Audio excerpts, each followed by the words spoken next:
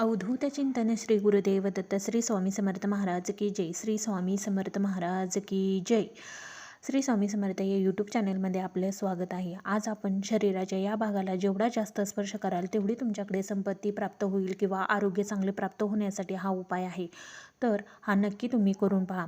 ज्योतिषशास्त्रानुसार आपण आपले ग्रहतारे यांना कधीही नाकारू शकत नाही. आपल्या कुंडलीत काही दोष असतात, काही चांगले तर काही वाईट दोष असतात. कधी कधी आपण तर केलेल्या चांगल्या कामांची घडी विस्कटते. अशा वेळेस आपण कुंडलीतले दोष पाहत असतो. असे का होत असेल तर जाणून घेऊया या आपल्या यूट्यूब चॅनलवरील श्री स्वामी समर्थ चॅनलवर. शरीराचे काही ग्रह आपल्याला शरीराचे ग्रहमान दर्शवत असतात. हाताच्या मधील भाग हा आपल्याला शुक्र ग्रह दर्शवत असतो. डाव्या हाताच्या खालील भाग तेथे आपल्याला अत्तर लावायचे आहे आणि चोळायचे व तेथे 24 नंबर लिहायचा.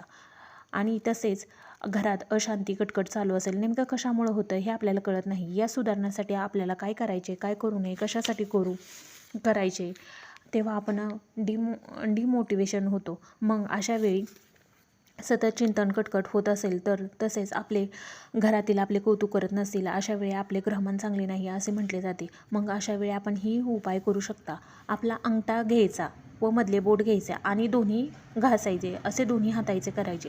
या अंगाला जेवढा स्पर्श कराल तेवढे तुमचे प्रश्न मिटणार. हा उपाय तुम्ही नक्की करून पहा.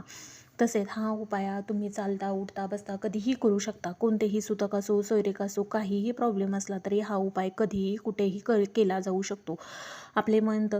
त्यामुळे आपले मन शांत स्थिर राहण्यास मदत होते. हा उपाय रोज केला तरी चालेल.